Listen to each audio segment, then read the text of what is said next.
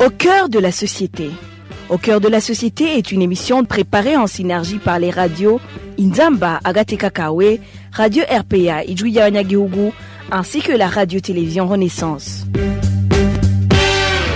Le ministre de l'Intérieur a récemment donné 10 jours aux responsables de l'usine FOMI pour produire l'engrais nécessaire pour les agriculteurs des différentes provinces du pays. Depuis plus de 2 semaines, les grognes se multiplient au sein de la population qui accuse du retard dans la préparation de la saison culturale B. Qu'est-ce qui a causé l'indisponibilité de l'engrais FOMI? Le délai accordé par le ministre Gervais Ndirakobucha sera-t-il respecté? Voilà 2 questions auxquelles nous allons répondre au cours du mini-magazine Au cœur de la société. À la présentation, Valérie Moucho. Madame, Monsieur, bienvenue. Dans différentes provinces du pays, les agriculteurs continuent à se lamenter à cause de la carence d'engrais chimiques qui devrait normalement être disponible depuis le mois de janvier. Nos confrères de la télévision Renaissance et de la radio Inzamba ont parlé à certains agriculteurs de Makamba et Kayanza.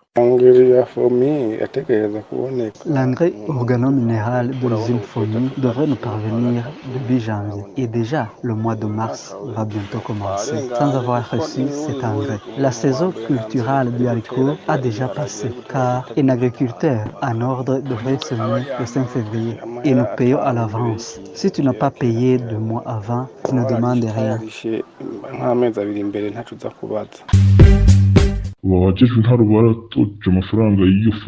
Les administratifs ont collecté de l'argent pour cet engrais. Nous avons attendu qu'il nous parvienne, mais en vain. Même si cet engrais nous parviendrait, ça ne servirait à rien. La saison culturelle est presque à terme. C'est une grande perte déjà enregistrée.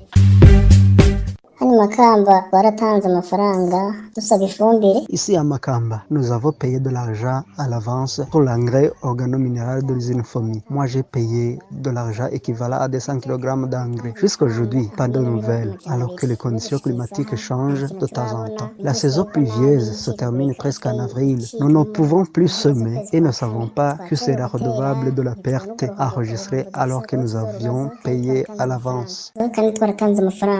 Ce mardi, le ministre de l'Intérieur, de la Sécurité publique et du Développement communautaire, le général Gervais Ndirakobucha, a ordonné publiquement aux responsables de l'usine FOMI de produire l'engrais pour les provinces qui en ont besoin dans l'urgence, avec un délai de 10 jours à ne pas dépasser. Il serait très dommage que les agriculteurs répondent à l'appel du chef de l'État, mais qu'ils ne récoltent pas à cause de notre ignorance, en conséquence par le manque de fumier.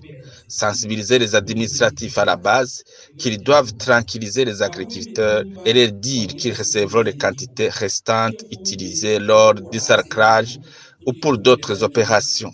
Nous donnons 10 jours à FOMI pour terminer avec la distribution des engrais chimiques partout où l'on en a besoin.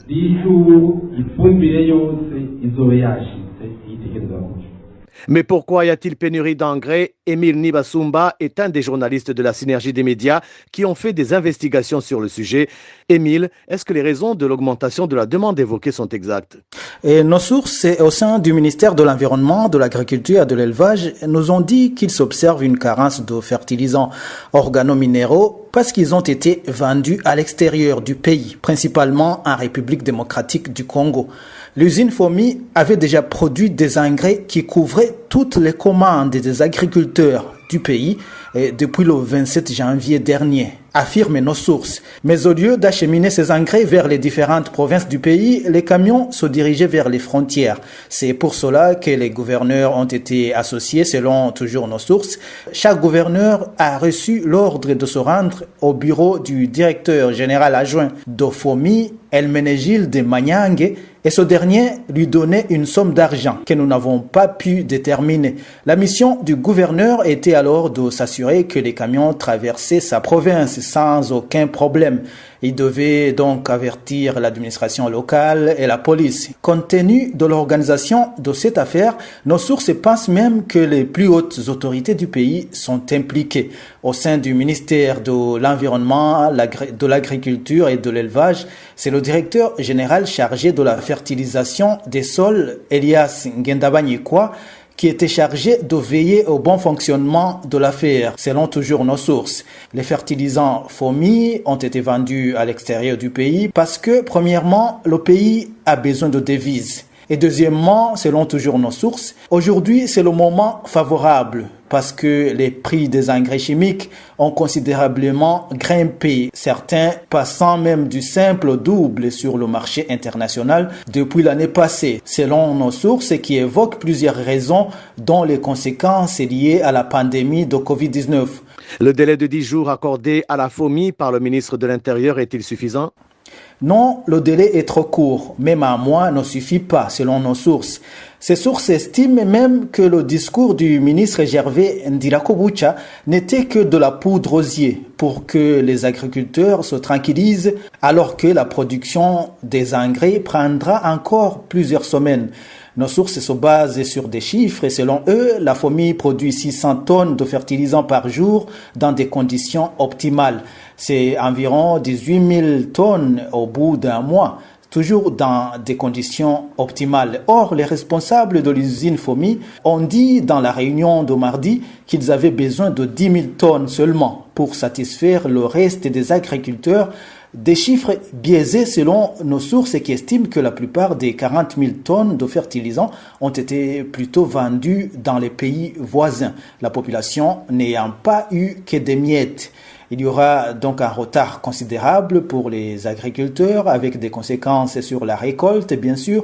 Et vous vous souvenez que la validation de l'utilisation de ces engrais FOMI a été une décision politique. Nous avons eu l'occasion d'en parler dans nos émissions antérieures. Les recherches n'étaient pas encore terminées selon nos sources. Alors, au niveau de la synergie des médias, nous avons tenté de joindre les deux ministres cités dans l'affaire.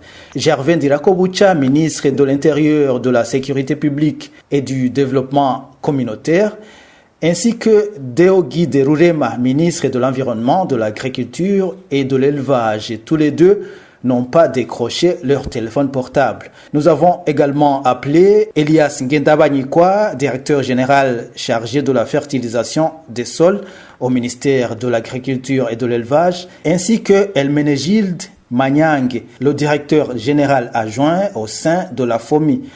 Tous les deux ont décidé de se taire lorsque nous leur avons demandé pourquoi les fertilisants organominéraux de l'entreprise FOMI ont été vendus dans les pays voisins alors qu'ils étaient destinés à la population locale. Merci Émile Nibasumba pour tous ces éclaircissements et c'est par ici que nous mettons un point final au mini-magazine Au cœur de la société. Merci à vous tous qui nous avez suivis. À la présentation, c'était Valérie Moucho. Au revoir et à la prochaine. C'était l'émission Au cœur de la société.